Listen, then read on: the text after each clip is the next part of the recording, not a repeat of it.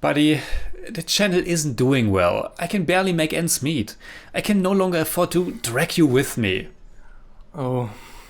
You need to find another job. I'm sorry. But Jimmy! What? Throat operation! Throat operation!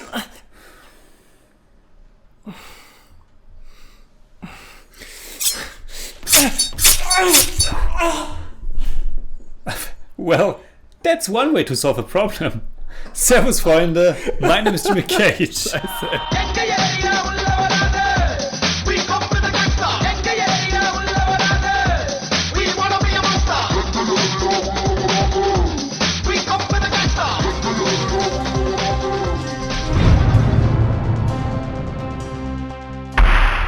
Servus, Freunde. My name is Jimmy Cage. And I'm Deniz, the Buddymeister.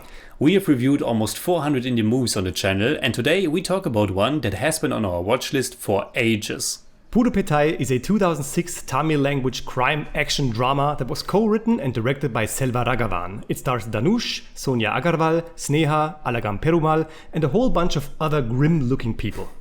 So now we finally had the pleasure of watching our first Selvaraghavan film. From what we know, he has a pretty remarkable filmography, and after having seen Pudhupettai, I'm definitely looking forward to his other films. And he's obviously Dhanush's brother. I didn't know that. Yes, that's why watching his movies would also give us the opportunity to see more movies with Dhanush, because he was featured in several of his films. And ever since I saw Karnan last year, it's no secret that I have a pretty big soft spot for him. I have only seen him in Chennai before watching Pudhupettai. I'm quite surprised about that myself. Yeah, but to come right to the point, I had a blast with Pudhupettai, and this became yet another testament to why I adore this new wave of Tamil cinema as much as I do. Pudhupettai has this certain energy, a raw nature. On one hand, it feels very authentic with all that local flavor and sometimes almost documentary-like feeling. And then on the other, it's also really expressive and even kind of manic. It's just so extreme, both in its subject matter, the gangster world of Chennai, the brutality and violence, murder and corruption, but also when it comes to its style and emotions. Take the songs for example. I can tell you exactly what I thought when we are getting introduced to this world through that first song. I thought, this is fire. It's pretty much exactly what I thought. The very first thing I wrote down in my notes is, what a start. Song! Exclamation point. It's awesome. We're probably going to talk a little bit more about the songs later, but let me just say that the whole soundtrack, which was composed by Yuvan Shankar Raja, the youngest son of composer Ilaiyaraaja, is great. It's a classic orchestral score that adds so much power and gravitas to the film and provides it with an epic touch. Let's talk about the songs right now. For a film with such a dark tone, there's also really a lot of fun to be had. Not only is there a dark comedic or even satirical touch to everything, through the extreme violence, the crazy knife and sword fights, and the connection between the world of gangsters and the world of politics, but it's especially the songs that add so much energy and pure entertainment to it. The songs and the dances break the tension. They give the audience time to breathe. Pudhupettai is a very dense film. A lot is happening. There's a lot to process. It really can be an attack on your senses, but in a good way. And the songs with their driving rhythms and beats and the wonderful choreographies, they're so explosive. They become like these moments in the movie where everything is sweated out to start fresh. It's Selvaraghavan's vibrant direction, paired with the powerful music and of course the very impressive and expressive cinematography by Arvind Krishna that just pulls you in. You get a great feeling for this world, for the city. It's a dirty and yet a beautiful film. Okay, let's break down the story real quick. It's actually kind of a typical gangster story. Yeah, but a great one nonetheless. We start with this very sympathetic character, Kumar, who gets involved in a world of violence. And this violence even starts before he becomes a part of the underworld. It starts when his own father brutally kills his mother and gets rid of the body without any remorse. It's a brutal world, and at first it seems that Kumar is way too sensitive for it. But the movie portrays how such a person gets drenched in that world's blood regardless and becomes part of it. Hence the slightly stupid subtitle, Survival of the Fittest. Selvaraghavan had some obvious role models and inspirations for this movie. Brian De Palma's Scarface, Francis Ford Coppola's Godfather Part 1 and 2, Martin Scorsese's Casino, just to name a few. There are scenes in Pudhupettai, like when Kumar's father gets buried alive in the fields or when Kumar stands trial, that are clear references to scenes in those movies. And of course a few of the musical themes are too. But that's nothing bad, because Pudhupettai is so very much its own thing with its own style and its own lore and mythical and mystical energy. That's probably why I also didn't really mind all the digital trickery. The movie was made at a time when the entire filmmaking process became more and more digital, and it was easier to play around with some effects. Normally, stuff like that can diminish the palpable and natural touch of a movie like this.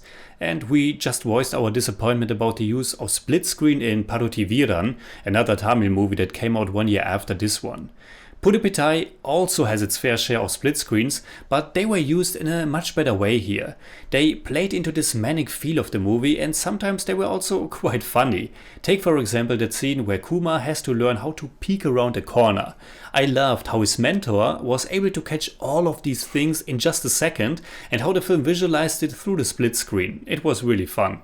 There are also a few green screen effects or some scattered color effects. It's all pretty noticeable and prominent, but like you said, it fit nonetheless and added to the film's unique identity. I have to say that Kumar is one of the most fascinating characters that I've seen in a long time. His whole being, this madness, the insight that we get into his mind, sometimes subtle, sometimes not so subtle, but always fascinating. The way he destructs and self-destructs. He's just this deeply disturbed person. A highlight for me is the love triangle between him, Selvi and Krishnaveni. It's brutal, and in the end it's all about what Kumar wants. He becomes completely self-absorbed, and he doesn't have much empathy for anyone around him anymore. It's actually sociopathic. Dhanush is fantastic. He's sometimes overdoing it a little bit for my taste, but all in all, I agree with you. He's so lanky, and the crazy eyes. I was sometimes wondering whether the movie should have taken some more time in explaining us how Kumar really became this kind of threat and why everybody is so afraid of him. Of course, he's a maniacal killer, but so are they all, I think. But then again, that's what makes this movie so fascinating. I mean, the supporting characters could have been fleshed out a bit more. Of course, there's Mani and the guy who helps him with the peeking at the corner, and especially at the beginning you get a good sense of this brotherhood of gangsters, but they are not really a profound addition to the story. I agree. I actually didn't mind it that much in this particular movie because it's so much about Kumar, but of course the impact of some events would have definitely been bigger if we were more invested in those characters too. But at least we got a small, very early role for Vijay Sethupathi. But another thing is that sometimes the filmmaking or storytelling is a bit sloppy and not as focused as it should have been. For example, I was a bit confused that Kumar's adversary Murthy survived the attack. I thought that could have been shown a bit clearer or make a bigger reveal out of it. Absolutely, and to survive that kind of attack is really something too. But besides that, there are a few scenes or sequences that are cut real quick and you don't get what's going on. The narration is too fast, a bit too erratic, so you're wondering where and when you are. Especially because of the fact, and that's one thing that really annoyed me, that Dhanush has like a different hairstyle every other scene. I read that they did extensive reshoots and it's so damn obvious it made me crazy. A minor gripe though, isn't it? Yeah, I was thinking about that and I'm not so sure, but altogether it's of course still a good movie. It's really an evil or badass movie. How politics and gangsterism go hand in hand, how Kumar ends up where he ends up, how everything plays out, how all those people kill and get killed. We've actually seen that many times, but the way it's done here, in this direct and ruthless way, is really remarkable. Yes, so what would we say in German about Pudhupettai? Pudhupettai ist ein extrem unterhaltsamer Fiebertraum, der eine altbekannte Geschichte aufgreift, sie zu seiner eigenen macht und dabei mit roher, geradezu wahnsinniger Energie auflädt. I give Pudhupettai 8 out of 10. It's more like 8.1, but I don't do that. For me, it's also 8 out of 10. It's more like 8.4, but I don't do that either.